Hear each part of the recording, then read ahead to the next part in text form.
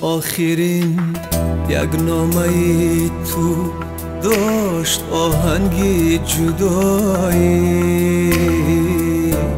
گفته بودی هشتمین مرد تو بدی دارم بیایی.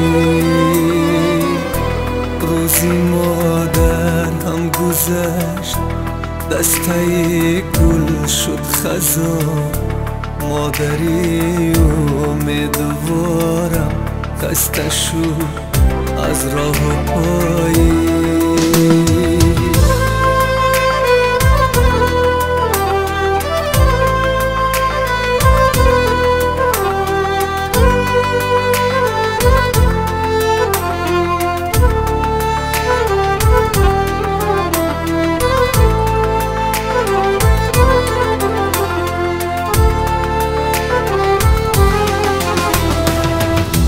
نامه‌ای تو نامنه گویا که یک شاهنامه بود. روزی مادر از غمی تو در تنی من جامه بود، در تنی من جامه بود. نامه‌ای تو نامنه گویا که یک غمنامه بود. روزی مادر از غمی تو در تنی من جامه بود، در تنی من جامه بود. جامه غم پاره کردم، من خدا را زاره کردم تا تو را از من نگیره. زندگانیم نمیره. جامه غم پاره کردم، من خدا را زاره کردم تا تو را از من نگیره. زندگانیم نمیره، زندگانیم نمیره. حرفی بدخوان شنیدم، زهری تنهای چشیدم. بعدی تو بعدی تو من خنده ای بغم ندیدم، بغم ندیدم. نوحه‌ای یک بچه‌ای تنهای تو کی رسد بر گوشی تو ای مادرم.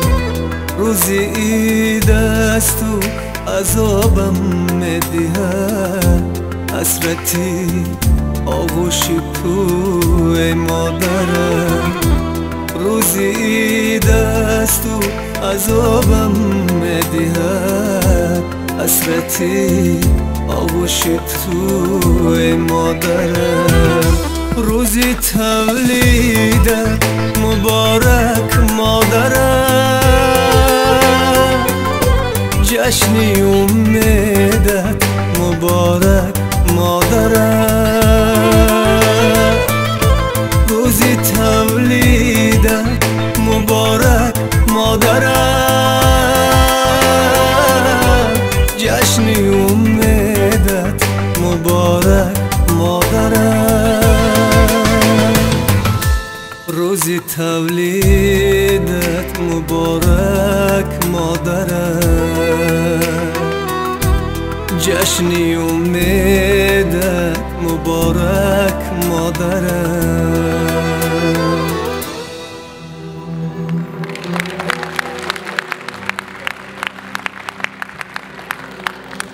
Arkadan sol kollar beraber آدم همین قدر پزمان مادر میشده است، خمار مادر میگیره. نمیدونم اگر شاید موسیقیدم شاید یاد مادر همان میکنید، میخواه که یک لحظه اوچه در برد باشد، یک لحظه غمی دل که گوش کنم بگوی که اوچه من این روز زیب شدم، اوچه من مثلا نصرین ندارم، اوچه فرزندم بیماش یک کم و کارسی زندگی بسیار گاه دلگیر میشم. فکر میکنم که همین محبت مادر تماشایی نداشته است. آخر مادر که گفتم یک کس گفت مثل یک هنرمندی روی صحنه گمان میکنم نقش میآفرید، یعنی محبت های تو دروغ است. ممکن محبت های زن و شوهرها دروغ باشد، خواهر و برادرها دروغ باشد، همسایه ها خویش کبان، لیکن محبت مادر و فرزند دروغ بوده نمیتواند. اون محبت از دل چشمان میگیرد، از خون ریشه میگیرد. به خاطر مادرها یک قرص دیگر باشد.